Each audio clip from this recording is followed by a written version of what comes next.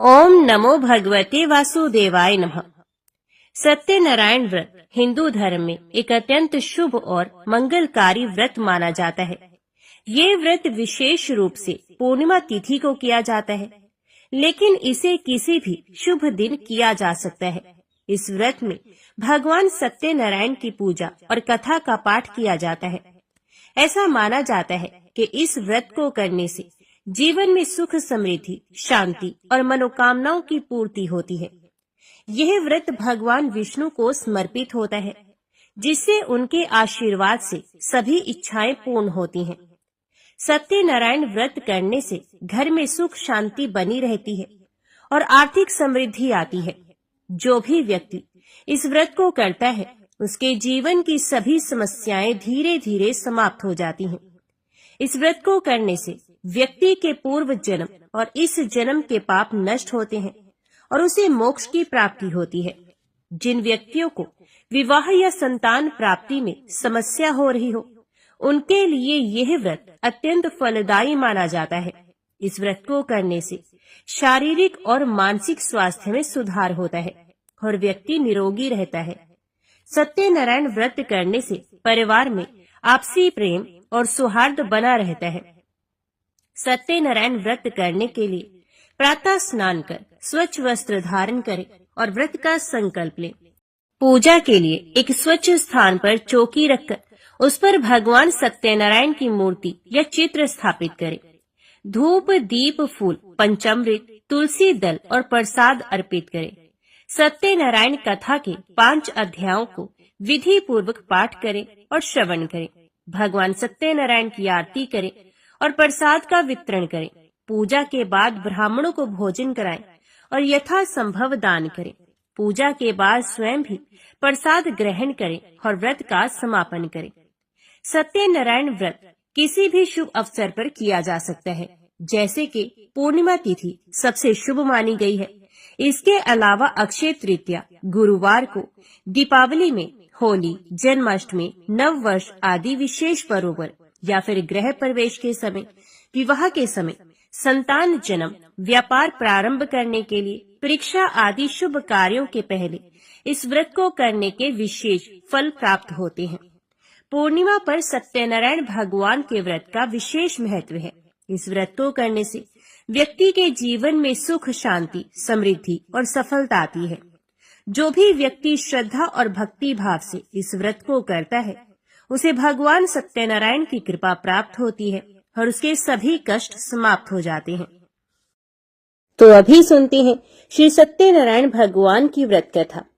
ऋषियों ने सूत जी से पूछा, महामुनि, किस व्रत या तप से अभीष्ट फल की प्राप्ति होती है? हम सुनना चाहते हैं, कृपया बताइए। सूत जी बोले, देवर्षि नारद ने यही बात भगवान कमलाकांत से पूछी थी। उन्होंने जो उसका उत्तर दिया था, उसी को आप सुनिए।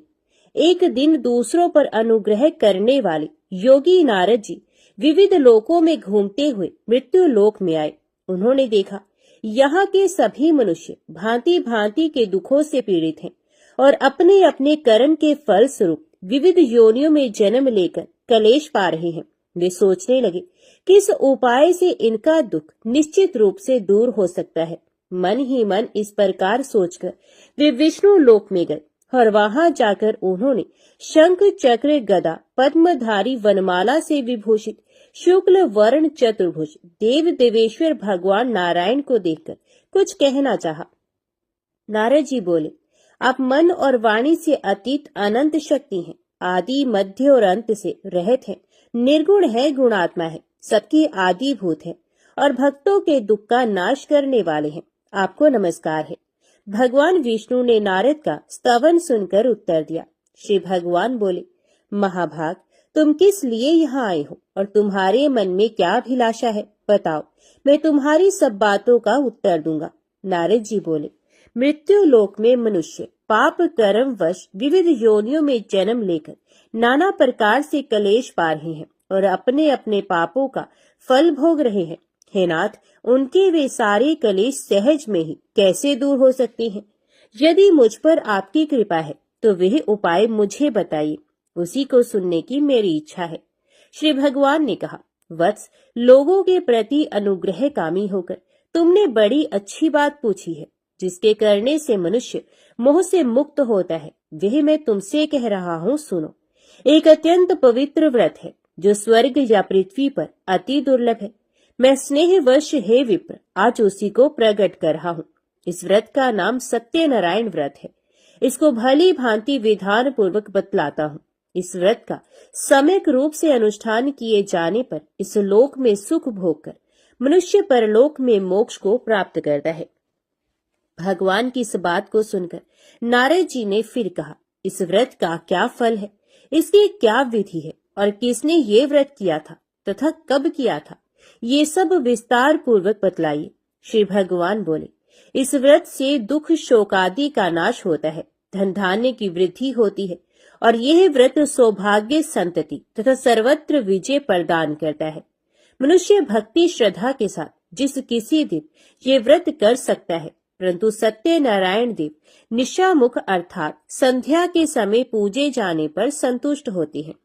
धर्मपरायण मनुष्य ब्राह्मण और बंधु बांधवों के साथ यह व्रत करे, भक्ति के द्वारा भोग लगाए। भोग उत्तम पदार्थों का होना चाहिए। भोग सवा के हिसाब से, जैसे कि सवा छटाक, सवा पाव, सवा सेर आदि होना चाहिए। केला, घी, दूध, गेहूं, गेहूं का आटा ना मिलने पर चावल का आटा और चीनी अथवा गुड़ का भोग लगाना चाहिए। ये सभी चीजें परिमाण में सवा के हिसाब से होनी चाहिए और सबको एकत्रित कर निवेदन करना चाहिए। तदंतर घर के लोगों के साथ कथा सुनकर ब्राह्मण को दक्षिणा देनी चाहिए। इसके बाद ब्राह्मणों को प्रसाद खिलाकर अपने बंधु बांधवों के साथ भक्ति पूर्वक स्वयं प्रसाद ग्रहण करना चाहिए और भगवान के सामने प्रेम प्रवश होकर नाचना और गाना चाहिए। इसके बाद स्तुति करके सत्यनारायण भगवान का स्मरण करते हुए घर जाना चाहिए। इस प्रकार करने पर मनुष्य को निश्चय ही मनोवांछित फल प्राप्त होगा। विशेषकर इस कलयुग में तो सत्यनारायण व्रत के अतिरिक्त पृथ्वी पर अभिष्ट सिद्धि का और कोई उपाय ही नहीं है। पूर्व काल में एक ब्राह्मण इस व्रत को करके कृत्य हो गए थे। अब उनकी कथा कहता हूँ। काशीपुर ग्राम में एक निर्धन ब्राह्मण रहते थे। वे भूख प्यास से व्याकुल होकर सदा पृथ्वी पर भटका करते थे। ब्राह्मण को दुखी देखकर ब्राह्मण प्रिय भगवान वृद्ध ब्राह्मण का रूप बनाकर उनके पास आए और उन्होंने आदर के साथ पूछा, ब्राह्मण देवता, आप किस लिए अत्यंत दुखित होकर सारी पृथ्वी पर भटक रहे हैं? यदि आपकी अभिरुचि हो तो सारी बात मुझसे कहिए, मैं सुनना चाहता हूँ। ब्राह्मण ने कहा, मैं बड़ा गरीब हूँ और भीख मांगने के लिए ही इस प्रकार भटकता रहता हूँ। आप कोई उपाय जानते हो तो हे प्रभु कृपा पूर्वक मुझे बताइए। वृद्ध ब्राह्मण ने कहा, सत्यनारायण विष्णु भगवान मनचाहा फल देते हैं। द्विजश्रेष्ठ, आप सत्यनारायण का उत्तम व्रत करें। मनुष्य इस व्रत को करके सब दुखों से मुक्त हो जाता है। श्री भगवान बोले, वृद्ध बने हुए सत्यनारायण ब्राह्मण को आदर पूर्वक व्रत की पूरी विधि बताकर वहां से अंतर ध्यान हो गई। तदंतर वे ब्राह्मण मन ही मन भगवान का चिंतन करते हुए घर लौटे। उन्होंने समझा कि नारायण ने ही मुझको ये व्रत बतलाया है, अतएव मैं इस व्रत को करूंगा। ब्राह्मण इसी सोच विचार में रहे। उनको रात्रि में नींद भी नहीं आई। प्रातः काल उठते ही मैं सत्यनारायण व्रत करूंगा, ये संकल्प करके ब्राह्मण भिक्षा के लिए चले गए। उस दिन ब्राह्मण को भिक्षा में प्रचुर द्रव्य की प्राप्ति हुई। उसके द्वारा उन्होंने बंधु बांधवों के साथ सत्यनारायण का व्रत किया और उस व्रत के प्रभाव से वे श्रेष्ठ ब्राह्मण समस्त दुखों से छूटकर संपूर्ण संपत्ति से संपन्न हो गए। तब से वे प्रति मास सत्यनारायण व्रत करने लगे। श्री भगवान ने कहा, वे उत्तम ब्राह्मण वृद्ध रूपधारी नारायण के द्वारा व्रत को जानकर सारे पापों से मुक्त हो गए और उन्होंने दुर्लभ मोक्ष की प्राप्ति की। नारद, जिस समय इस व्रत का पृथ्वी में प्रचार होगा उसी समय मनुष्यों के समस्त दुख नष्ट हो जाएंगे। सूत जी बोले, ब्राह्मणों, नारायण ने महात्मा नारद को जैसा कहा था ठीक वैसा ही मैंने आप लोगों से कह दिया, अब और क्या कहूँ। ऋषियों ने पूछा, इसके बाद पृथ्वी पर इस व्रत का अनुष्ठान किस मनुष्य ने किया था? हे मुने, ये सब हम सुनना चाहते हैं। इस विषय में हमारे मन में बड़ी श्रद्धा उत्पन्न हो गई है। सूत जी बोले, मुनियों, उसके बाद पृथ्वी पर किसने ये व्रत किया था सो सुनो। एक दिन वे श्रेष्ठ ब्राह्मण अपने बंधु बांधवों के साथ अपने वैभव के अनुरूप व्रत कर रहे थे। इसी समय वहां एक लकड़हारा आया।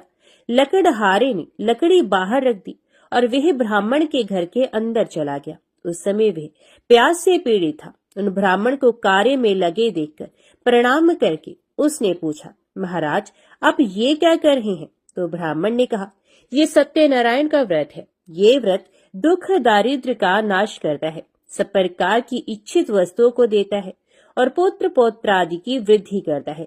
इस व्रत के प्रभाव से ही धन धान्य आदि महान समृद्धि से मेरा घर भर गया है।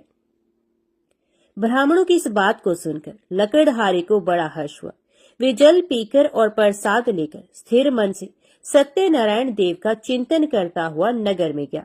उसने मन ही मन कहा कि आज लकड़ियों के बेचने पर जो कुछ मिलेगा उसी के द्वारा मैं सत्यदेव का उत्तम व्रत करूंगा। इस प्रकार मन में विचार कर वे लकड़ियों के बोझ को सर पर उठा के नगर में धनियों के रमणीय स्थान में पहुंचा। आज लकड़हारे को लकड़ियों का दूना मूल्य मिला। उसका हृदय प्रसन्न हो गया। वे पके हुए केले, चीनी, घी, दूध और गेहूं का आटा सब वस्तुएं सवाए हिसाब से लेकर घर पहुंचा। तदंतर बंधु बांधवों को निमंत्रण देकर उसने विधि पूर्वक व्रत किया। उस व्रत के प्रभाव से वह लकड़हारा धन और पुत्र से संपन्न हो गया तथा इहलोक में सुख भोगकर अंत में सत्यपुर को प्राप्त हुआ।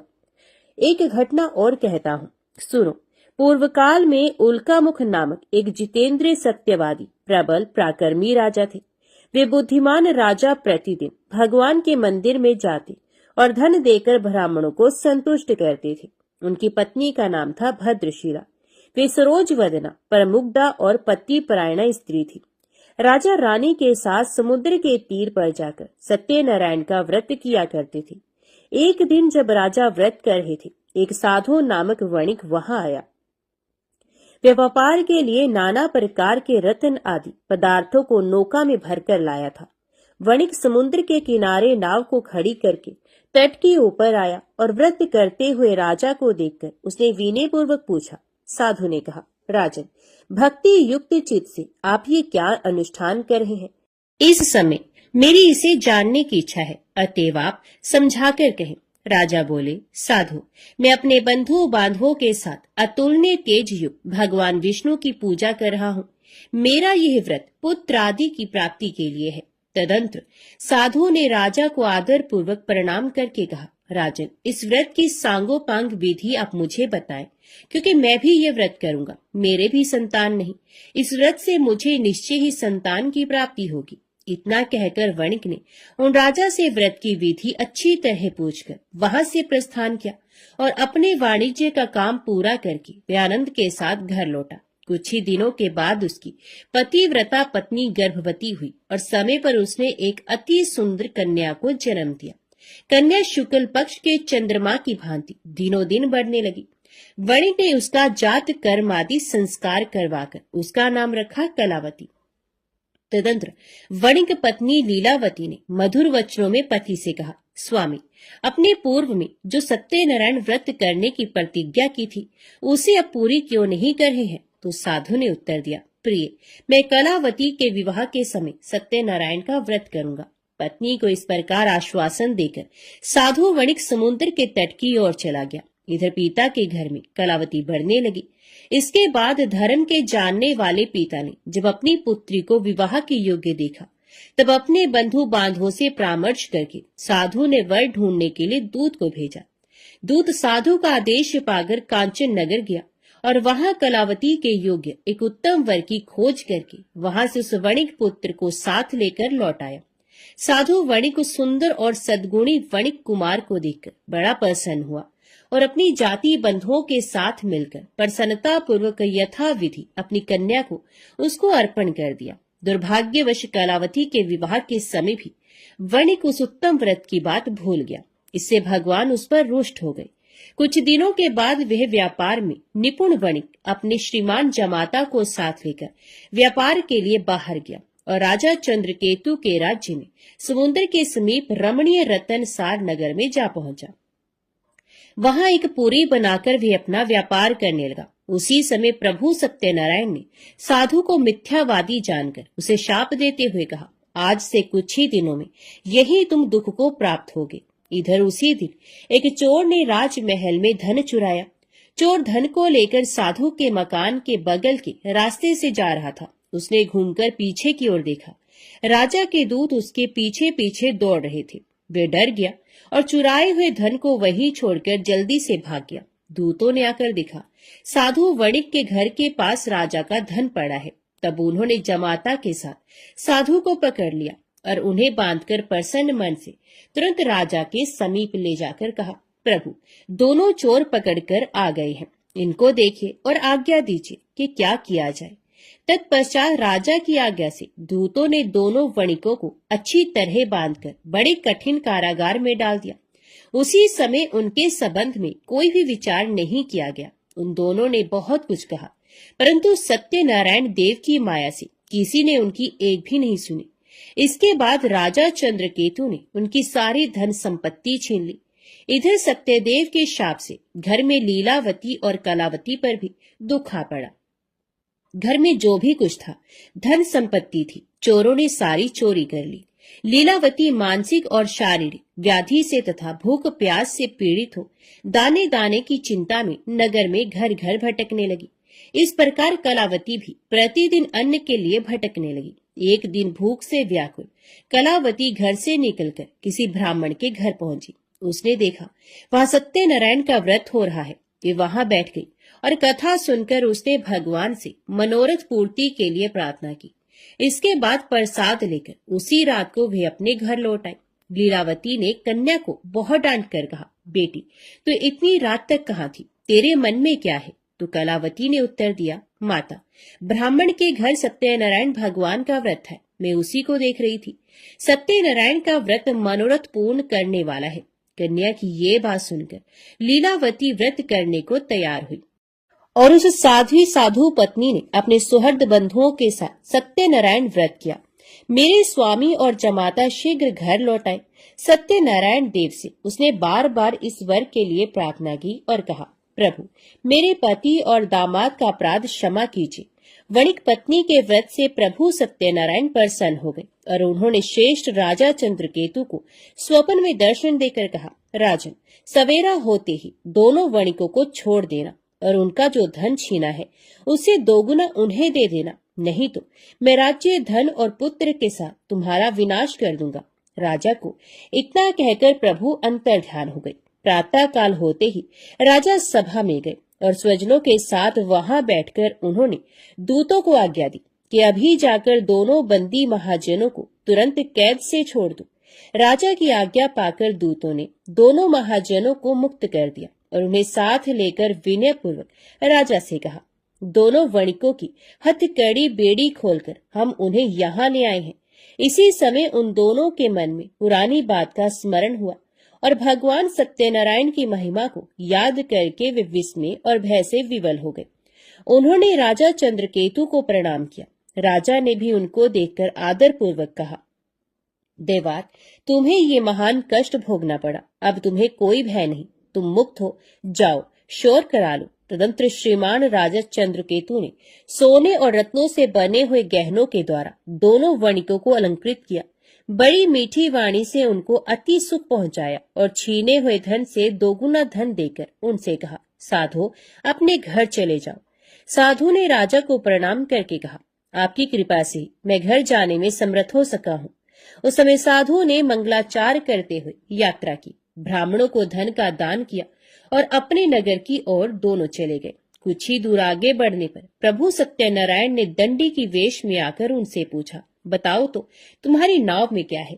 तो महाजन ने परमत से होकर बड़ी अवहेलना के साथ हंसी उड़ाते हुए कहा, दंडी, क्यों पूछ रहे हो?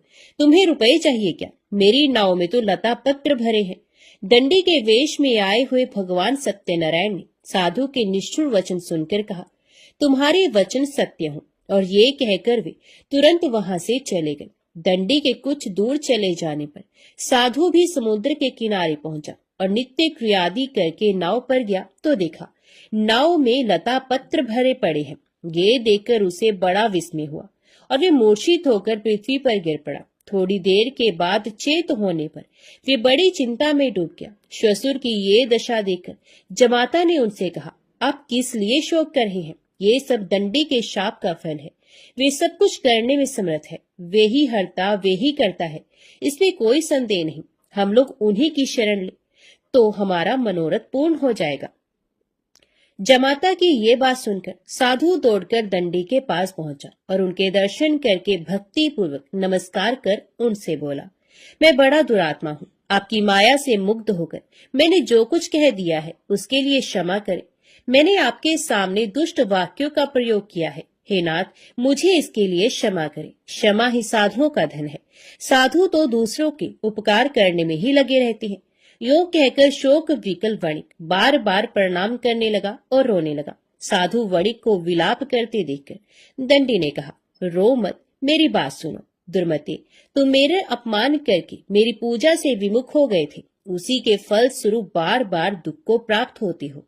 भगवान के इस प्रकार के वचनों को सुनकर साधु ने भगवान की स्तुति की। साधु बोला, प्रभु, ब्रह्मादि स्वर्गवासी देवता आपकी माया से मोहित होकर आपकी आश्चर्यमय रूप और गुणों को नहीं जान पाते। मैं भी आपकी माया से मुग्ध हूँ, अतएव आपको कैसे जान सकूंगा?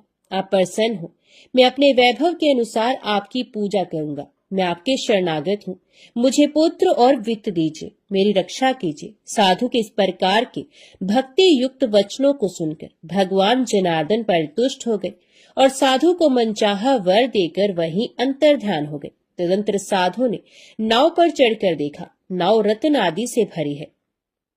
सत्यदेव की दया से मुझे वांछित फल मिल गया। यो कहकर साधु ने अपने मित्रों के साथ विधिवत सत्यनारायण की पूजा की और बड़े हर्ष के साथ यात्रा आरंभ की। नौका बड़े वेग से चलने लगी।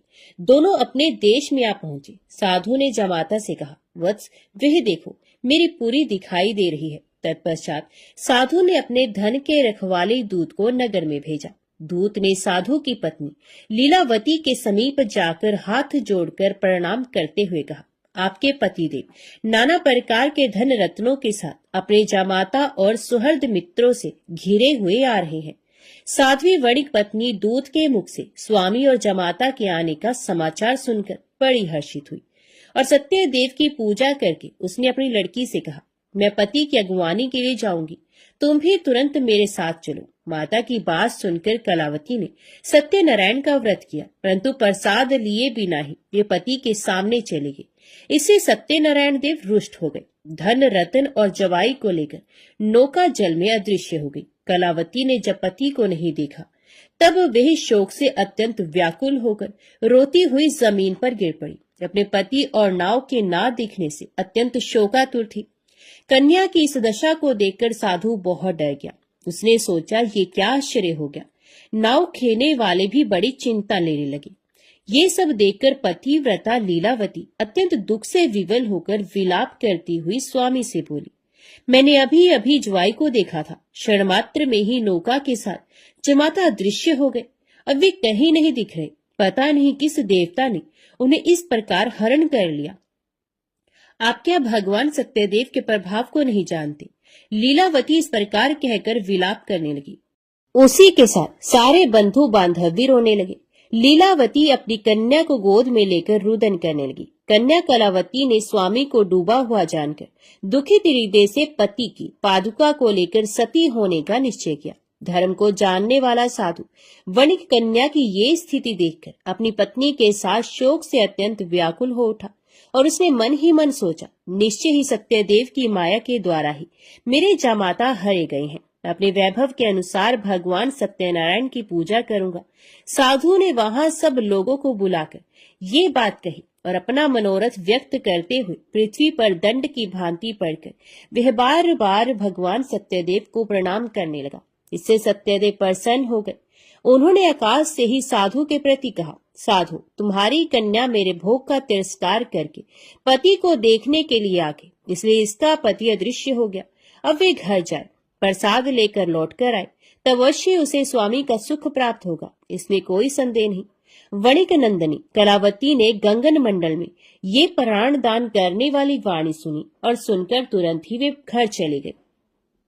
वहां जाकर उसने प्रसाद लिया। तदंतर वे जब लौटकर आई तब अपने पति को, नाव को और समस्त बंधुओं को देखकर अत्यंत सुखी हुई। उसने पिता से कहा, पिताजी आइए हम लोग घर चले, अब देर क्यों कर रहे हैं। कन्या की इस बात को सुनकर वणिक प्रसन्न हो गया और विधि विधान के साथ भगवान सत्यनारायण की पूजा करके धन रतन और बंधुओं के साथ वे अपने घर पहुंचा। तदंतर प्रत्येक संक्रांति और पूर्णिमा को यथा विधि सत्यनारायण की पूजा करता हुआ वे इस लोक में सुखी होकर अंत में सत्यपुर को प्राप्त हो गया। सूत जी बोले, श्रेष्ठ मुनियों, एक उपाख्यान और सुनिए। पूर्व काल में वंशध्वज नामक एक प्रजापालन में तत्पर राजा थे। उन्होंने सत्यदेव के प्रसाद का परित्याग किया था, इसलिए वे दुख को प्राप्त हुए। एक दिन राजा ने वन में जाकर विविध प्रकार के मृगों का शिकार किया। फिर जब विश्राम के लिए वे बरगद के वृक्ष के नीचे आए तब उन्होंने देखा ग्वाले लोग बड़े संतुष्ट मन से मित्रों को साथ लेकर भक्ति पूर्वक भगवान सत्यनारायण देव की पूजा कर रहे हैं।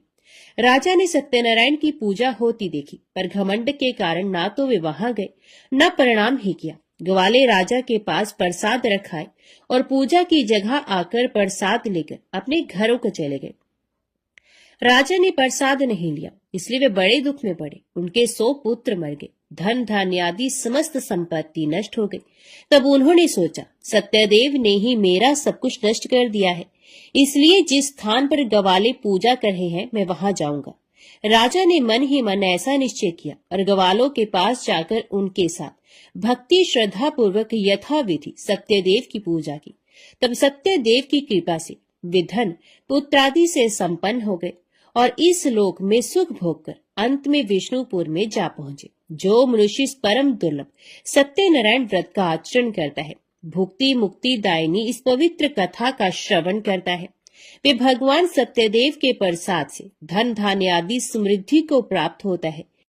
इसे दृढ़ धन पाता है, बंधी बंधन से छूटता है, भयभीत भय से छुटकारा पाता है और मनुष्य इस लोक में मनवांछित फल को पाकर अंत में सत्यपुर में गमन करता है। यही सत्य है, इसमें संदेह नहीं है। ब्राह्मणों, आप लोगों को मैंने श्री सत्यनारायण व्रत कथा सुनाई। ये व्रत को आचरण करके मनुष्य सारे दुखों से छूट जाता है। कलिकाल में सत्य पूजा महान फल देने वाली है।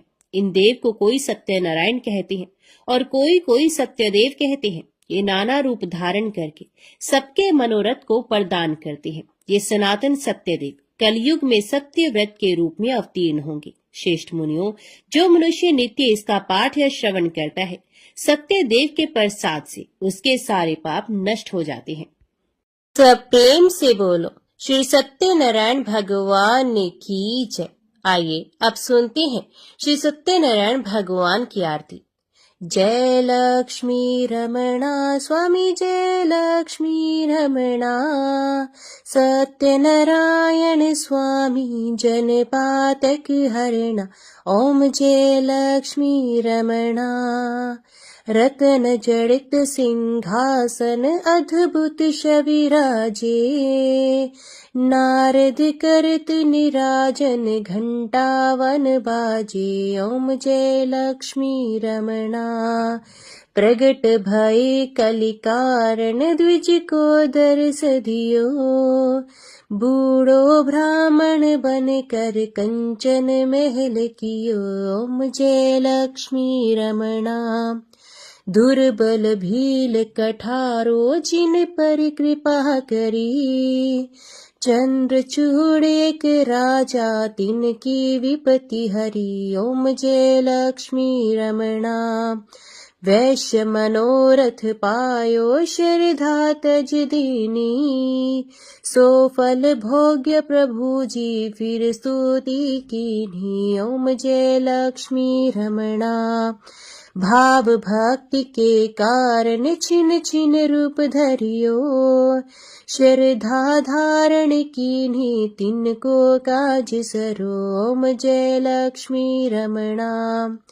ग्वाल बाल संग राजा वन में भक्ति करी, मनवांछित फल दीनो दीन दयालु हरि। ओम जय लक्ष्मी रमणा। चढ़त प्रसाद सवायो कदली फल मेवा, धूप दीप तुलसी से राची सतदेवा। ओम जय लक्ष्मी रमणा। सत्यनारायण जी की आरती जो कोई नर गावे, तन मन सुख संपत्ति मन वांछित फल पावे। ओम जय लक्ष्मी रमणा। ओम जय लक्ष्मी रमणा। स्वामी जय लक्ष्मी रमणा। सत्यनारायण स्वामी जन पातक हरणा। ओम जय लक्ष्मी रमणा। बोल सत्यनारायण भगवान की जय। आज की वीडियो में इतना ही। उम्मीद करती हूँ वीडियो आपको पसंद आई होगी। वीडियो पसंद आई हो तो वीडियो को लाइक और चैनल को सब्सक्राइब जरूर कीजिएगा। जय श्री सत्यनारायण भगवान की लिखकर कमेंट बॉक्स में अपनी हाजिरी और अपने सुझाव देना ना भूलेगा। तो मिलते हैं अगली कथा अगली वीडियो के साथ। तब तक के लिए देखते व सुनते रहिए। जय मां कंजर, जय माता दी।